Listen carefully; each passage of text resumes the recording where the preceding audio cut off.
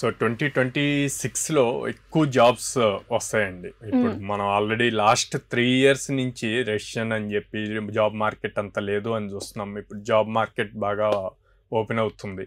So already మనం 2025 నవంబర్లో ఉన్నాం. 2026లో ఖచ్చితంగా ఎక్కువ ఓపెనింగ్స్ ఉంటాయి. సో ఒక రిపోర్ట్ ప్రకారం almost 10 lakh jobs openings 10 lakhs.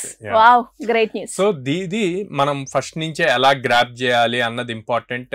A type of candidates కోసం రిక్రూటర్స్ చూస్తున్నారు అన్నది కూడా చాలా ఇంపార్టెంట్. సో ఎక్కువగా వాళ్ళు మార్క్స్, పర్సంటేజెస్, లేకపోతే ఏ కాలేజ్ నుంచి వచ్చారు అన్న దానికన్నా కూడా స్కిల్ సెట్ ఎంత ఉంది, ప్రాక్టికల్ నాలెడ్జ్ ఎంత ఉంది, వీళ్ళ క్యాపబిలిటీ ఏంటి అన్నవి చూస్తున్నారు.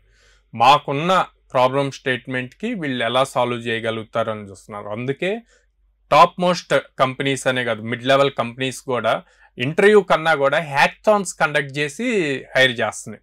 సో హ్యాకథాన్లో ఏముంటుంది, ఇంటర్వ్యూ ఏముండదు, మీకు ప్రాబ్లమ్ స్టేట్మెంట్ ఇస్తారు, టైం ఇస్తారు, లైక్ 6 hours అని, 12 hours, 24 hours అని చెప్పి ఆ విత్ ఇన్ ద టైం లోపు మీరు వాళ్ళు ఇచ్చిన ప్రాబ్లమ్ స్టేట్మెంట్కి ఒక సొల్యూషన్ బిల్డ్ చేసి ఇవ్వగలగాలి.